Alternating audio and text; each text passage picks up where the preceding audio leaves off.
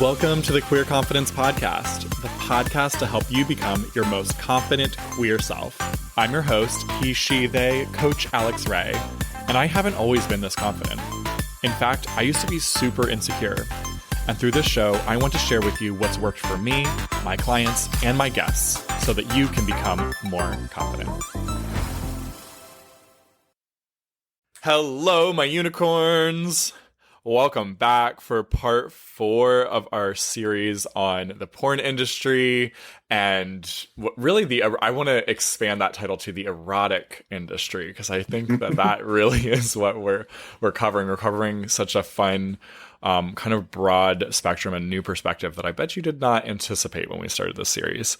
So today I'm so excited to welcome Nico Nova. He is a porn and erotic content creator, and I'm just thrilled to have a conversation with you today, Nico. Thanks for being on the podcast. Thank you, Alex. Once again, I'm so happy to connect with you for a little bit, and that intro was just perfect. Wonderful. I approve. Check, right? Nico, I would love for us to just start out, tell us a little bit about yourself and how you got into the industry. A little bit about myself. You know, that's such a hard question all the time. I know, I feel it's like way too big, but wink, wink. I would say there's not much to it, but, I've been working in the porn industry for a little over 2 years now. Mm-hmm. I am originally from Ecuador. Hence the accent. I moved to the US when I was I think it was 17 or 18. Mm-hmm. I can't remember exactly these days. But yeah, I've been in the US for most of my adult life. I would say that I'm trying to think what got me into the industry. There's so many reasons, or let me rephrase that. I would say that, first of all, the main reason was money. I needed a little more money. I was always a very sexual person, I guess. Or at least I was very interested in it. I didn't quite know what made me so interested about it, but I knew that there was that drive within myself, So I would say that the first reason was money. When I started doing porn, at least in my experience, I realized that, there's not much money in it. Every model is different. Every experience will be different. Mm-hmm. In my particular case, I would never be able to quit my full-time job to just do porn. Mm-hmm. So while I was discovering that, I realized that there was actually a lot of shame on people. People carry a lot of pain and baggage and self-hatred, bad feelings. So once I realized that, I changed the reason why I was doing things. Yeah. And from that point on, my main motivator was to let people know that they can be who they are and like what they like without being ashamed of what they're into, what makes them excited, static, and just happy in life. I feel like that has been my motivator for the last couple of years. Just let people live their fantasies through me. The weird thing with that is a lot of the things that I've done on camera are not necessarily things that I might be 100% into. Yeah. But I want to do it for someone that might not be brave enough just yet, or might not be ready yet to experience that in real life. But I want them to see someone else doing them, and just let them know it's totally okay. It's hot. It makes you excited, and you should go for it whenever you're ready. Oh my God. If everyone listening isn't just in love with you already. Oh my God. I like that. How freaking awesome is that, though, that you've chosen to really use your work as a tool for helping people to end their own shame around their sexuality and desires. Yeah, you know, like working for the industry, I realized how, like, let me think about it for a minute. How hard or how difficult it was for even lovers that I've been with to just ask for what they really want. Mm. And that really, really like stood me for a while. Like I remember it. I remember exactly when I had that kind of like moment of realization. I remember it was right at the beginning of my, I guess, of my porn career. It was, I think it was the end of 2019, and I was on my very first shoot, and I was a mess. I was super nervous. I was like, why the fuck am I doing this? Like, I don't know what I'm doing. I don't feel hot enough. I don't feel like I can be here. I almost walked out of that shoot. I'm so happy I didn't. But what I'm getting to is that there was this particular scene, and I think the name of the scene was called Kink Cabin, where you could literally explore one of your like kinks or desires or fantasies that you want to make true in that moment and make a film out of it. So Mm. I remember that before the shoot there was a workshop, and they will ask you like, ask me for what you really want. And I was so fucking vanilla. And that's just with all the respect. um but I think I said, "Oh, I would like to be kissed on my neck," and in my mind, it was like, "Seriously, that's like all you could come up with?" And like after it was a circle, so they went around the circle. They asked every model what their kink was or what their fantasy was, and then once the first round was over, they asked again. It's like, now tell me, what is it that you really, really, really want? Mm. And in that moment, I was like, fuck it. Like, that first thing that I said really doesn't identify me. I can do that anytime. And the second time, I was like, yeah, I want to be fucking blindfolded. I want to have someone just walking in and then just like face fucking me for a while. And Yeah. that feels so much more in line with who I was in that moment. And that was the moment of realization. I was like, okay, uh, this is why I do this, because I want to live through. I want to live when I want to try to um, make people live their Like, kinks and fantasies through me. yeah, like they can live it out vicariously. Exactly. Hmm. So that was That's very like that was my moment of realization. I remember. Yeah, I will never forget this. that's so awesome. And it's also really neat, I think, for everyone to hear you sharing, like, oh, wait a minute, you weren't always just this like confident guy that could just waltz out in front of the camera butt naked and like have sex. Like, no, you were nervous, you were uncomfortable, you were Oh my like, god, yes. I mean, we're oh, human, so like I was telling you, if we don't feel the nervousness or the excitement, which I like that word a lot better, mm-hmm. then there's really no point of doing what we do. There's gotta be that one factor that makes us feel terribly amazing, you know. Ooh, and, yes. and that's just the feeling of feeling alive, you know. Mm-hmm. The one factor of feeling terribly amazing. I love that. This is like that's just life advice in general. That's kink at its finest, like finding the pleasure in the pain, and that Yes, yes, it's yes. not just in the bedroom, it's also like what fears do you have, what anxieties do you have, and how can you also. Exactly. There is a phrase that I heard some. I don't think it's a phrase actually. It's the lyric for a song, and I can't remember the song right now. But it says something about like beauty comes with dark thoughts, and it's so Mm, so true. And I love that, and I think that I try to live my life based on that, because there is so much beauty in the dark, And yeah, yeah. I so agree. And I think that's one of the funny things. I've been ragging on the life coaching industry a little bit recently, and that's one of my biggest complaints about the industry as it's been popularized as like this really unrealistic um kind of ideal that's being Mhm. preached of like, oh, you can live a life without pain. Exactly. And that is And it's not the not point. true. No. No.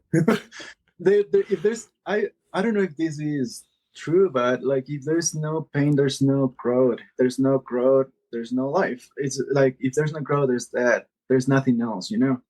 I Mm, feel like if you ask me like what is something that I'm scared in life, like one thing that I'm afraid of is just not growing anymore in a personal level, you know? Like material things will come and go, but if I feel like I'm not becoming a better version of who I am, who I was, mhm, then I'll be afraid. I would be like, oh shit. mm. Yeah. Let's come up with something. Just stuck stagnant. Yeah. Yeah. Mm. I would love to hear a little more from you. Like, what is it like being a model? What it's like to be a model. There's so many angles that you can answer that question from. I would say that it's always been an adventure for me. Mm, I think that everyone's experience is always different. Um, it took some time for me to realize that, like on any other business or any other industry, there's always like subgenres or subcategories. So, for example, and this once again, everything that I'm gonna say is with all the respect that everyone deserves. But like like you have the Instagram queens and you have the Twitter whores, the plant daddies, the loving healers. I don't I know like what all else. these nicknames. Like that's the way that I found that I figure it made sense to me. So Hmm. I feel like everyone's experience is different, but all of us, I feel like I don't care who you are, like you can be the studio girl that you want to be, but we all want to be seen. We all want to be heard. We all Mm, want to exist, you know? So I would say that being a model has always been an adventure for me. Um, it's been challenging. It's been isolating at times, but also very educational on a personal level. Which I feel like if you would ask me, like, what's one thing that I'm gonna take with me after this adventure is over, I would say just the free education that I got from it. yeah, I learned so much just about myself, and I treasure that with my life these days. that is so cool. Do, are you open to sharing any of those things with us? Like, what have you learned about yourself? Like, okay, so I would say that it goes back to the other question that we were talking about, like just getting rid of shame. Mm, I feel like um, for like if you ask me like how were my 20s, like it's a blur. It's a fucking blur. I mm, don't know. Like it's almost like I skipped that whole like 10 years.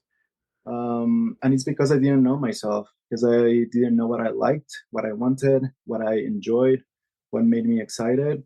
hmm. So if you ask me, what is it that has been so educational? It's just learning to forget everything that I've learned. So unlearn everything that was learned. Mm, And if you really think about it, that gives you room to really create whatever version of yourself you want, like from that point on. Um, if I can just tell you one thing, it's just I learned to erase everything that I learned growing up. mm. Yeah, You mean like about sexuality, about like life in general? life in general, and also sexuality. I would say that like I was able to get rid of a lot of shame and really explore and allowing myself to explore all the things that make me excited, even like Mm, just to talk about them and like phrase them. Like in the past, I was like, oh no, let's do kinky, or like I don't know how people will feel about it, and it was always about people. So I think that's another thing that I learned is just it's not about the people, it's about what you like, about what you enjoy. Mm. Just say it. Like, well, you only have one life, so might as well just check all the kinks that you have. But I so agree. Seriously, like I feel like at this point I'm running out of time. So like I have a list, like actually like I think it's a note, like like on your iPhone you have Yeah. the notes up. Like Yeah. I think I have like chapter one of all kings I want to explore, and like I I'm love that. slowly like checking them all, but no, I'm running out of time You're now. running out of time. You're planning on expiring very soon. You never know these days. Like I feel like not to get too pessimistic or anything like that. Like I don't take anything for granted these Mm, days. So if there's anything that makes you feel alive, make something that makes you feel happy, something that makes you smile, mhm. oh my god, fucking do it. Yeah. Yeah. Mhm. Ugh, I love that. Um, I think another big thing that I'm really getting the sense of through our conversation is Mhm. just what a neat like human side you're bringing into the industry, because a lot of porn traditionally has just sort of removed the human aspect from it, and it's Definitely. like, oh no, you're just an object. We the viewer gets to do whatever they want, um and treat you however they want, when they interact with you, probably online through Twitter or Instagram or any Yeah. platform. Um, what is it like?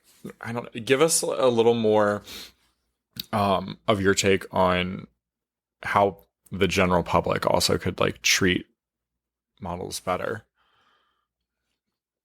Mm, how general public can treat us better. Like in my experience, I think I've been lucky because I haven't had terrible experiences with Mm-hmm. the general public. I feel like, if anything, they have always been supportive and kind to me, but also I feel like I took my time to look for the right outlets. And Mm, because of the right outlets and setups, I feel like I've also got the right crowd. yeah, Like I don't want to say right or wrong, but just the crowd. I got a crowd that's been very kind to me. yeah. What With advice us, then? Like how did that look you getting into it? Because I would love to hear if there's anyone listening that's like, hey, I'm thinking about getting into the industry and I'd rather have an experience like Nico. Like, what advice would you give them? I would say that I would say don't do it. I'm just kidding.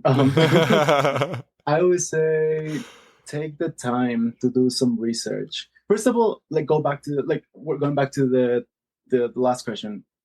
I would say that it would have been helpful for me to know what kind of model I wanted to be first. Ah, Because when I started doing this, I realized that like I didn't fit some like boxes, and to have that moment of realization was painful, was mm, hurtful, was isolating, and it makes you really think.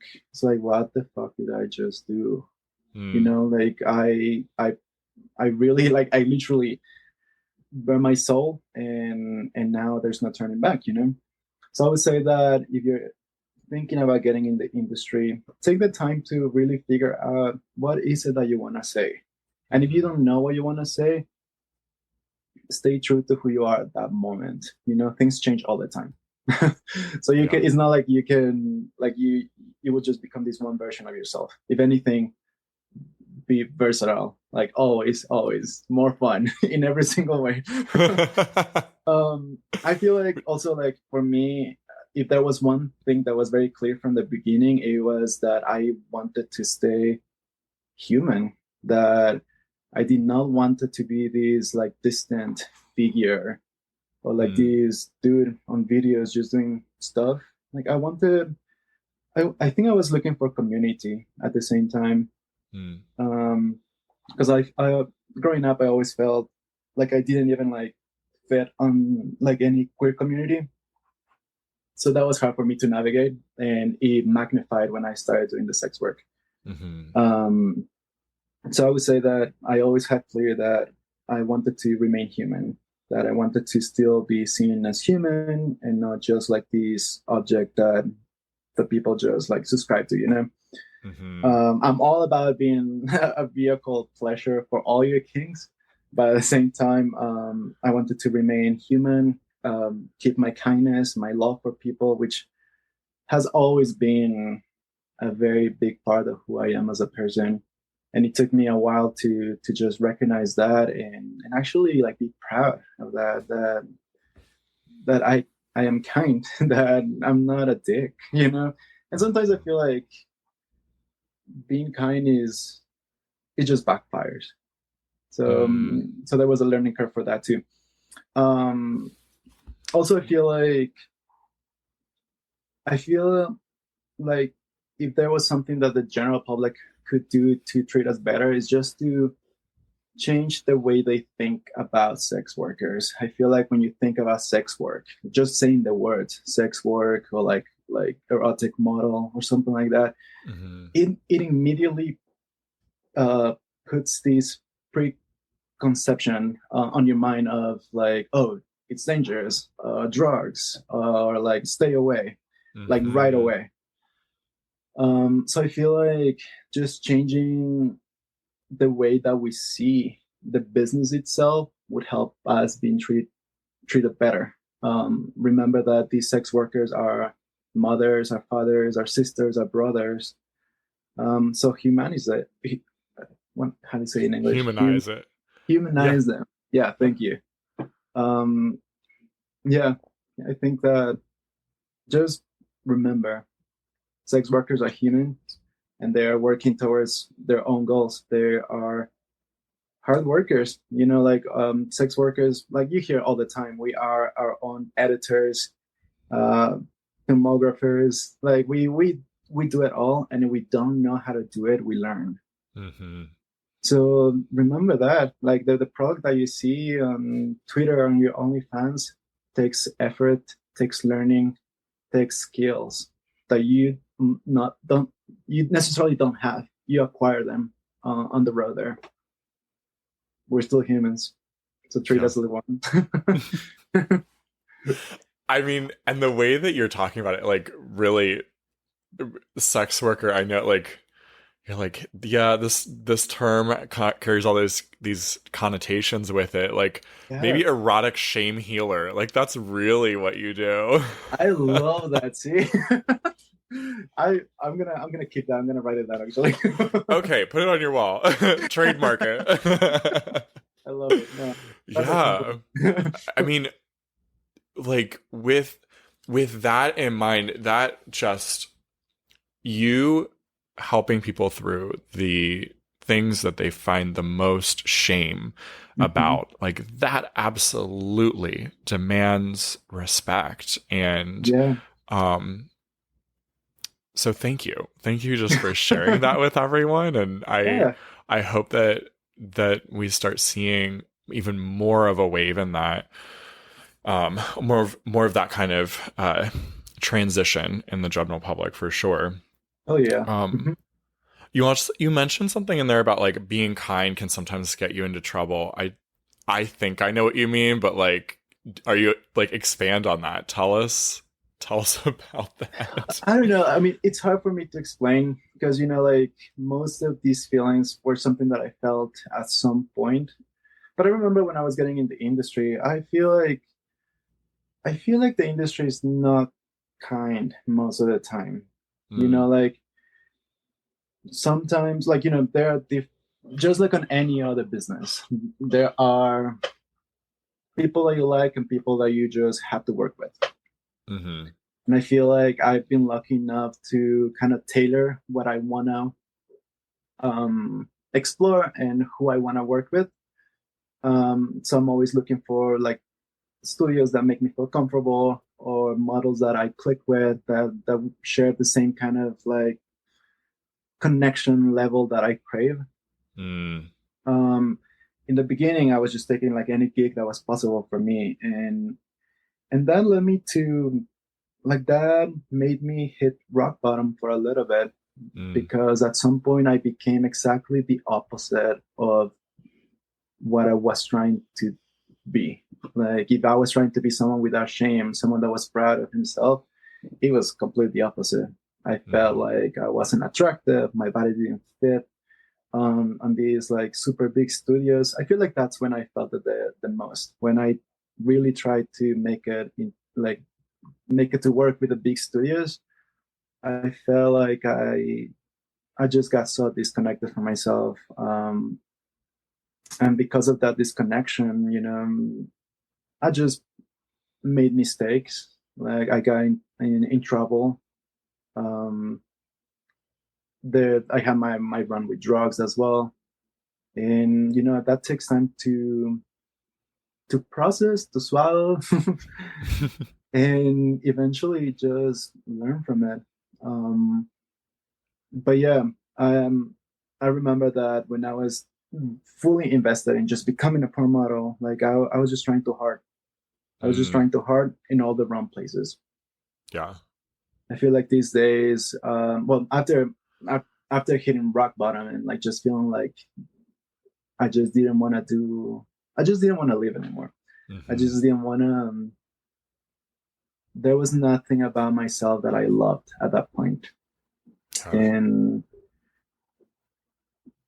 at that point, you have two options. You can either just be left for that, or you can just put yourself together and now try again, but try the version that you want to experience. And luckily for me, a big support in that area was working for Himeras, which is Davey Wavy's porn website. In the beginning, this level of connection or this level of like loving doing the porn making was so awkward to me because it wasn't part of my repertoire. Yeah. But then, like, after so many shoots that I've done with them, like, it makes sense. And I was like, oh my God, this is what I've been craving. This is exactly what I started doing this for. To find these lovers that know how to love. And that doesn't have to do anything with like whether you're good or bad in sex. It's about how much you can make someone feel seen. If that makes sense. Oh my God. So yeah. So I went on a limb right there. I love it. Do not apologize. Like, I so agree. Intimacy really is what we're all craving. And that's when we're stuck in our own head and we're like so ashamed, we cannot also be intimate and have that connection with another human. So exactly. And also like something to remember. And now these days, I'm happy because we're hearing more when people say porn is an illusion. Porn is not real, right. And this comes from someone that does porn, it's not a bad thing. Like I feel like sometimes we just crave the illusion and we just like to see, the perfect like erection, like the perfect 9-inch erection, right. But the truth is that not all dicks are hard all the time. Like not everyone looks like those models that I don't even know how they do it in a healthy way, like just to stay like fit like that. So none of that is real. So if anything, if I could give you an advice, is like go out there and try to discover what real sex feels like, because it's not what's on the screen. Oof. There's a message for everyone. Yes. Okay, I don't even want to add anything to that because I don't want to like take away.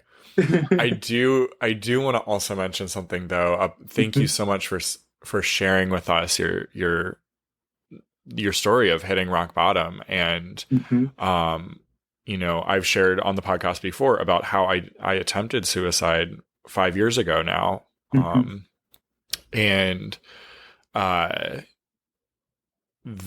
coming out of that was like I experienced the same thing as you. It was like okay, well, you know, fuck it all. We're gonna just Mhm. like start over from scratch because You that didn't have to. work. Yeah. Right. And so there's almost this blessing in hitting rock bottom that you're like, we're gonna throw out all of the old things and we're just gonna Mhm. start from scratch because nothing, none of it worked. If anything, hitting rock bottom always gives you a perspective and awareness. Yeah. That's the tip point. Like that's when you change, when your second chance when your second chance starts. Yeah. You know, I I always think that things always arrive in your life at the right time. Hmm. Like however you want to take that, but everything falls into place. And I remember like finding your podcast, and as soon as I started playing the first episode, you had that little intro where you share what you went through, Hmm. and I felt so connected to just those first couple seconds. I was like, oh my god, like in that moment, we realized that we share so much pain that we don't even Hmm. acknowledge. Like we, instead of like fighting each other, we should always just be so supportive because we share a lot of trauma, we share a lot of pain, we share a lot of um, disconnection because of the things that we have to go through growing up, being queer, being gay, being bisexual, being anything. We Hmm. don't fit in the box, and to learn to navigate the real world, it's only for brave people. So what I was trying to say is that um, finding your podcast, it has helped me so much. I I I think I listened to at least 10 episodes on the same like from back to Oh back my God. Thank moment, you. and it was amazing. I'm just grateful that there are people like you, and there are people like David that are trying to make a difference and really give us a guidance on how to navigate life Mhm. without losing hope for it, Yeah. without losing the fight. Yeah. Mhm. Oh my God. Now I'm getting choked up. No, that's really Oh my God. I'm sorry. I'll shut up now. Yes, no more compliments. No, please keep them coming. No, um, thank you. Thank you for that. I really appreciate that, and No thank problem. you for what you do. I think that both of us are an example of we're doing the same thing essentially, just very Yeah. different approaches, right? Mhm. And that's the beauty of it. It- yeah, and I honestly think that anyone can do that. That if we're all just, instead of trying to live up to these outside standards, we're living more in Mhm. line with who we really are and who we were born to be, Yeah, then we're all contributing to like the general healing of the human collective. exactly.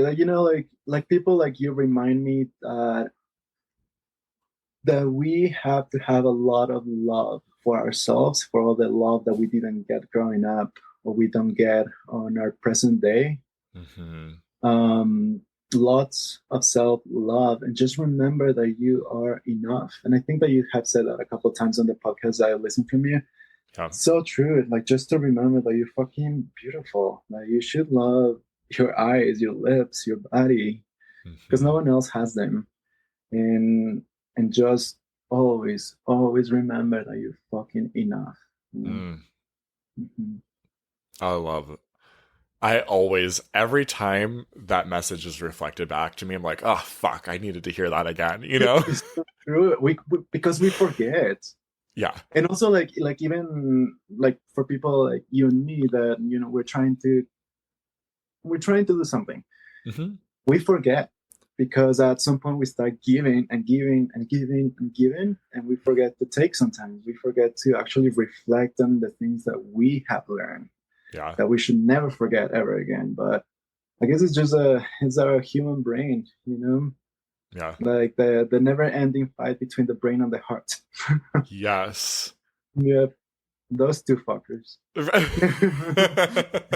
We love them We love them. and we're Bless annoyed their by heart.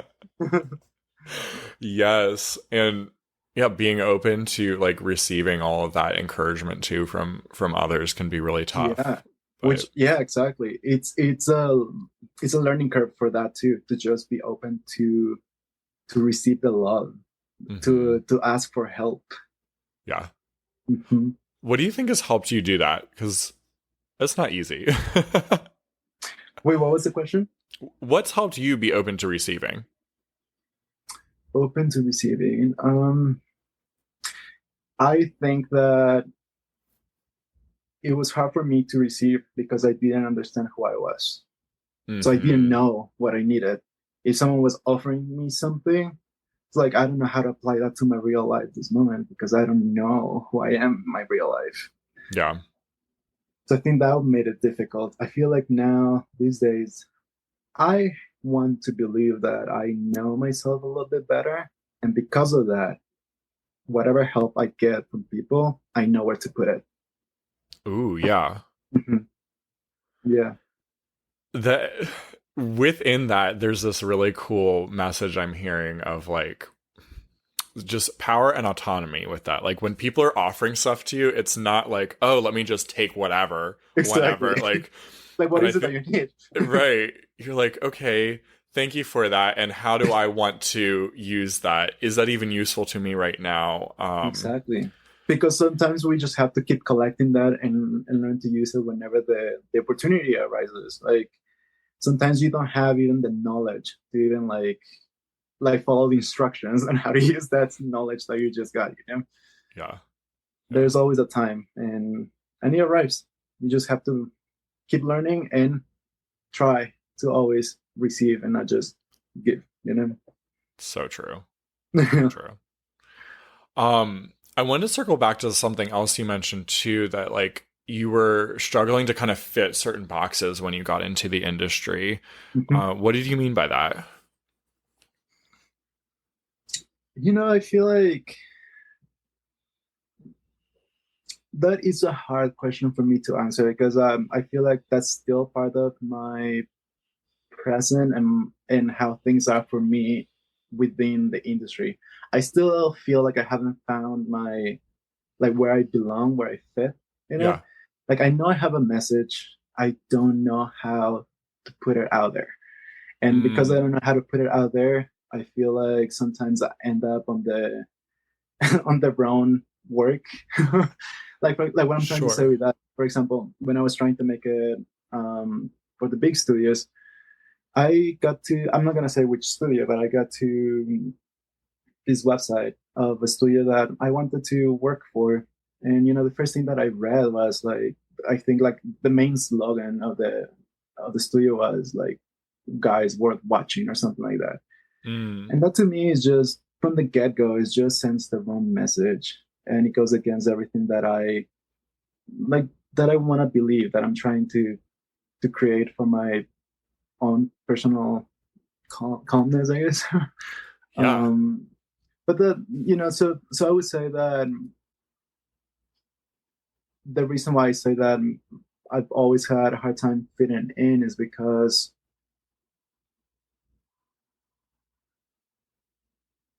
I just process things differently. Hmm. And sometimes the fast pace of bigger studios are not something that I am capable of.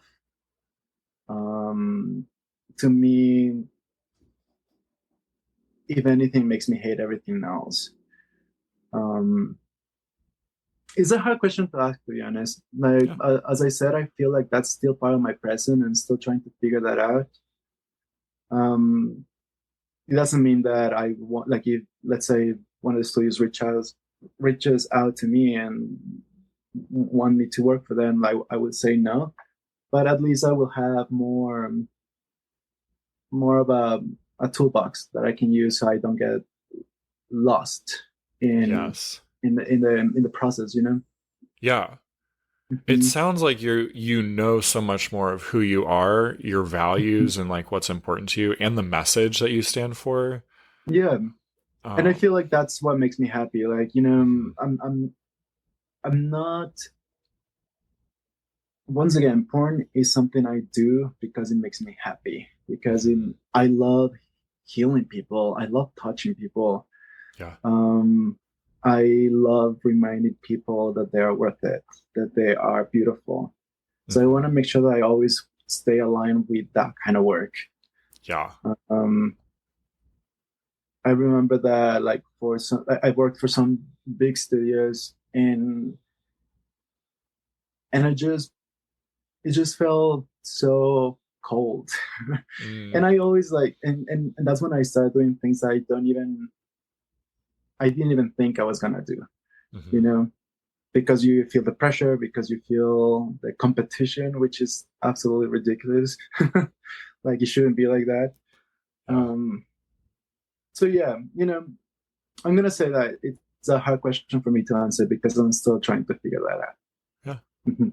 I love it. But also what you did share, like, thank you. I think that is so helpful already. And um also I hope everyone just sees the amazing, like, being able to answer that question with "I'm not sure yet" is like the most badass confident response on the planet. So like I extra commend you Thank for you, that. thank you. If anything, I just want to give myself time to really understand that. Mhm. I I don't know, like I would say that 2 years in porn years is a long time. Mm, But if anything, right now, after hitting rock bottom, I just slow things down.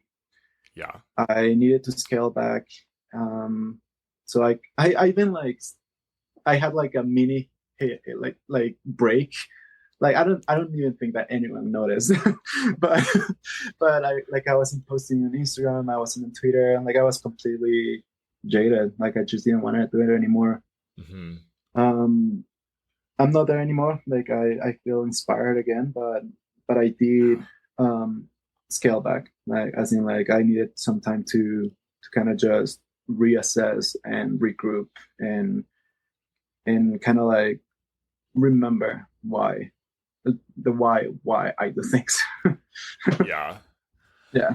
And I think that's very heightened in any kind of the erotic full spectrum of the industries, Mhm. not just porn, um, where, because when you're also using your body physically in your work, Mhm. it can feel like a loss of autonomy if you don't have like 100%.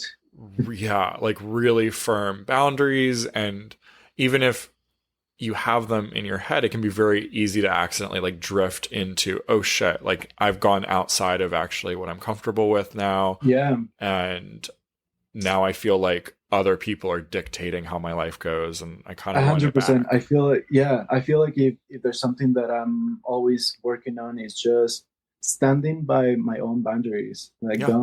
I don't have to go outside my box if I don't want to. Yeah. So I think that that's also why I'm so much more careful with what I do, like which studios, what models, what kind of content I put out there, because I wanna. This is this is my act of rebellion, and I want it to be the way that I want it to be. No one else will dictate that because fuck, everyone else has done that like all my life. Yeah. So not anymore, motherfucker. Preach. So good. Yeah. Um, One of the last things I wanted to make sure we could just touch on real quick, is there Mhm. any changes that you think you'd like to see in the industry? You know, I feel like after these couple years, I'm sick of mm, trying to make a change in the industry. Mm, Instead, I feel like I like to give people more responsibility, as in like change it to the consumers.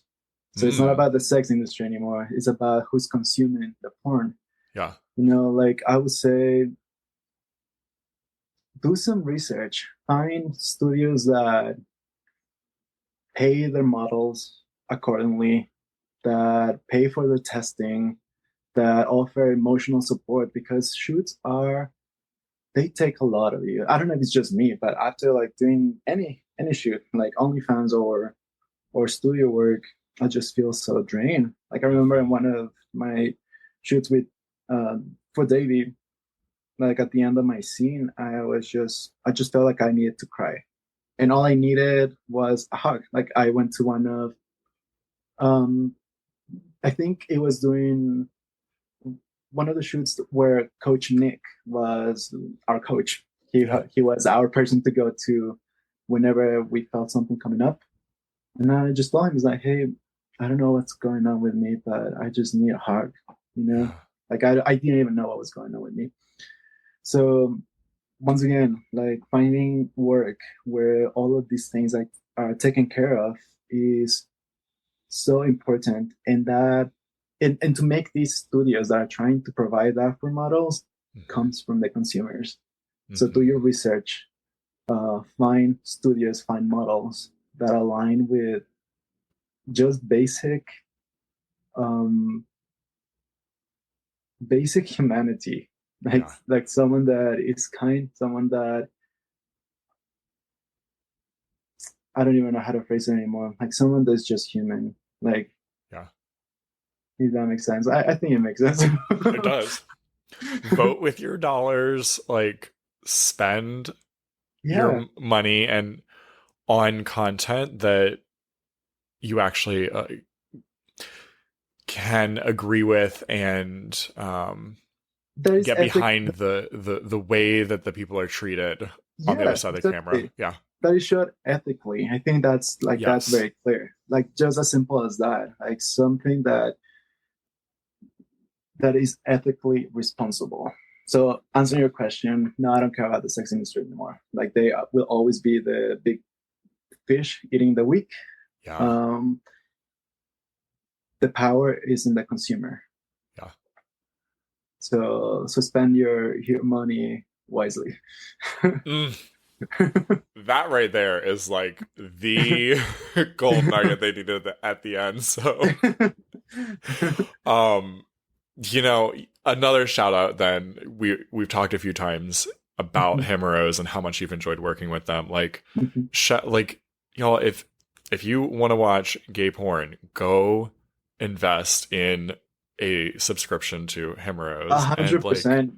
Like I've worked for Davey for so long that like I could ask him like, "Hey, Davey, can I just have a free membership for your site?" yeah, But I've always paid for mine. Like I have an active subscription to them, yeah, and to me, it's just worth every penny. Like yeah, it's like nothing I've seen before. And actually, I remember that before, or like, let me put this together in my mind. One of the reasons why I started doing porn as well was because I was bored of the porn that I was watching. And I mm, remember that I found one of Davy's videos for Himeras on Pornhub. mm-hmm, And I remember feeling like it was like nothing I had seen before. It was yeah, like I have a fascination with independent films, like in real life. Like I don't like commercial films. I love everything that's like from another country with subtitles yeah, and talks about something real. That's the same feeling I got from this. It was independent porn, yeah, and I could, and it was artistic. The soundtrack was amazing. The models were different, and I could jerk off to it. So I was yep. like, sold, and never went back. I love it. I love it. Um, all right. Before we tell everyone like where to find you, etc., is there any final message you wanted to make sure you got to share with everyone today? I feel like I already said it. Remember that you are worth it. Remember that you are beautiful. Remember that you are fucking enough. Mm, Remember that sex is supposed to be fun, but make sure that all your needs are met. Be happy with it. Be proud of it. Be static. Um, just be a fucking good, kind human. Even on Grindr or Scrub, yeah. like be kind because that's sexy. Mm, preach. Oh, so good. Okay, Nico, where can everyone find you if they want to interact with you online, if they want to subscribe to you? No, I would say like the easy response to that is like everyone likes the previews, so just go to fucking Twitter at Nico Nova 3, and then all my links to anything else that you might be interested in will be there. Okay, perfect. Give us that one more time, and as always, all the links will be down in the show notes, y'all. What is it? It is at Nico Nova 3. Perfect. Okay. We'll have everything linked down in the show notes so everyone can go like follow you, subscribe to you, support you, enjoy the shame ending content that you create. Fuck yeah. Yes. Nico, thank you so much for this conversation today. Thank you for being here, and thanks for just sharing your beauty, your wisdom, and your insight with everyone. Appreciate Thank you so much for everything, Alex. Keep putting up the good work that you do, and I'm listening to your podcast, so thank you, because it's amazing. So thank you so much. You're so welcome. Thank you. All right, y'all. I'll see you next week. Have a fabulous week. Bye. Bye.